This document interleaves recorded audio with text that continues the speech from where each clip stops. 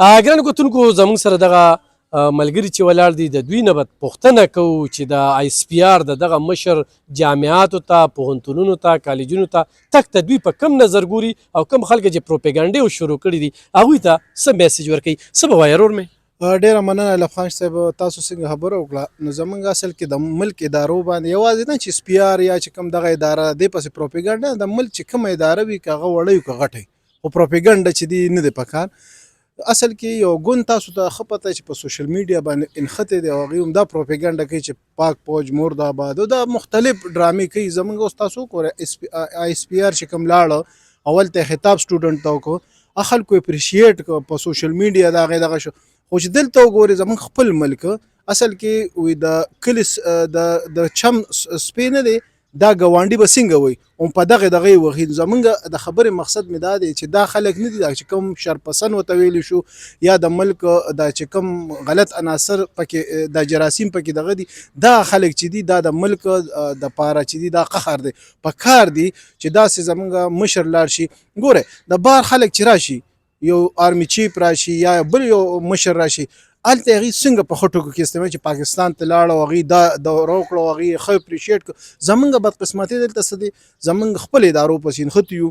چې یاره مطلب زمونږ اوس آی اس پی آر چې کوم لاړه هلته تقریر وکړو هلته سټوډنټانو ته هغوی اپریشیټ کړه د هغوی ما بل شپه ویډیو کته نو هغوی چې کومې خبرې کولې هغوی زمونږ د اس پی آر هغه دغې راټول کوم سوالونه چې روچت کړي که نه دا سوالونه ورته ښه جوابونه میلو د هغه سوالونه خو ورته ډېر زبردست جوابونه روچت شو خو بدقسمتي نه زه دا وایم علم خان صاحب چې زمونږ د خلک په د پروپیګنډو نه کله روزي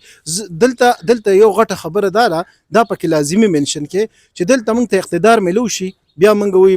اس پی آر او پاک فوج او دا زنده‌باد چې کله موږ نه اقتدار واغشتي شي بیا دغه ادارې چې دا بیا خراب شي نو دغه شی چې دا چې څو پورې موږ دا ختم کړی د کومو خلکو چې ذهن سازي شوې ده نو داسې قسمه تک پکار دی چې هغوی ته خپل جوابونه میلو شي د هغوی په ذهنونو کې چې کوم سوالونه دي دغه دپاره خو به لازمي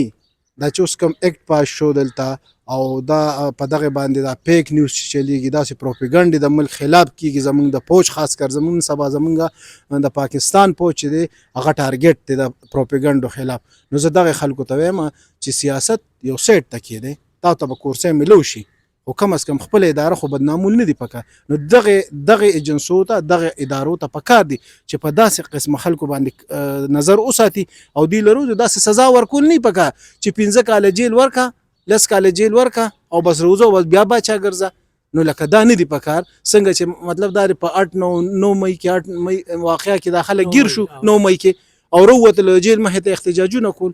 نو دا روته مرداباد زنده‌باد چغې والے پکار دی چې دا د ملک خلاف وکنه پکار چې دی خلکو خلاف پورا اکشن واغشتي شي او مطلب دا چې دا خلک په دغه گروپ کې دا د معقول نه دي آی اس پی آر د مشر دی د اقدام سره تاسو اعتماد دغه کوي